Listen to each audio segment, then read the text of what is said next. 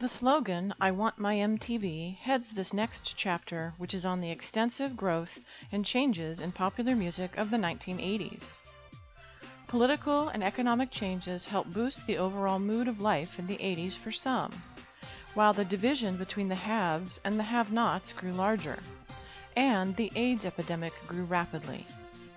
The changes in music technology during this time, and specifically how music was consumed, are vast.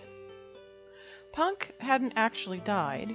It had gone underground again, and new wave groups, complete with all their variety, dominated the airwaves and TV screens. Music television launched on August 1, 1981, as a 24-hour cable television channel solely devoted to airing music videos. Its initial programming focused on white teens in the Midwest of the U.S., so it aired similar music as the radio Top 40. In its early days, MTV showed very few videos by African Americans.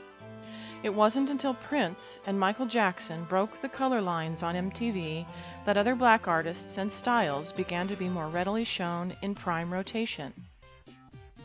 An added element of complexity to success on MTV was the charisma needed to translate on a small television screen. Michael Jackson, Prince, and relative newcomer Madonna each had a captivating television presence.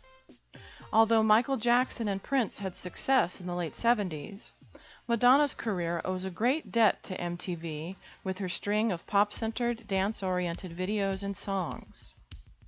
Michael Jackson's image was considered mainstream and wholesome, therefore aiding his crossover appeal. Prince, on the other hand, had much more sexually charged lyrical content and videos. He wrote and played all the instruments in his recordings himself, and throughout his career was known to help other aspiring artists get their break. His feature film, Purple Rain, and accompanying album were chart-topping hits in the 1980s. Once the music video dam had burst, having a slick, well-produced music video was the standard. Ever fashion-conscious Brits also dominated the MTV airwaves in the 1980s. In fact, the English group Duran Duran has said that they owe their entire career to MTV. Other Brit acts, grabbing viewers' attention during this time with experimental pop, synthesizers, and androgyny, were the Culture Club, the Eurythmics, and Tears for Fears. Many more women appeared on the scene in this time period as well. Groups and artists like the Go-Go's, Cyndi Lauper, and the Bangles all fall under the category of New Wave, and all gave young women inspiration and empowerment. Acts established in an earlier time continued to succeed, and some took new, more traditional directions.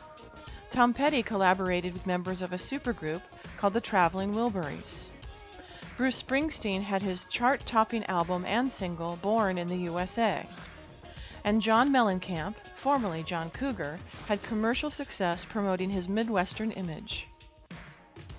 In the early 80s, the British band The Police surpassed the attendance record for a concert at Shea Stadium previously held by the Beatles. In 1965, the Beatles played the first stadium rock show to a crowd of 55,000 at Shea Stadium. The Police played the same stadium in 1983 for an estimated 65,000 to 70,000 attendees. Their popularity continued throughout the 80s. A band formed in Ireland during this difficult time of increased terrorism and tension. The members of U2 had some success in earlier albums Boy and War, but their appearance in 1985 at the Live Aid concert spread their popularity all over the globe.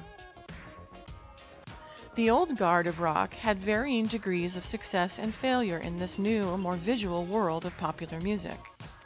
Some changed in order to become more commercially accessible.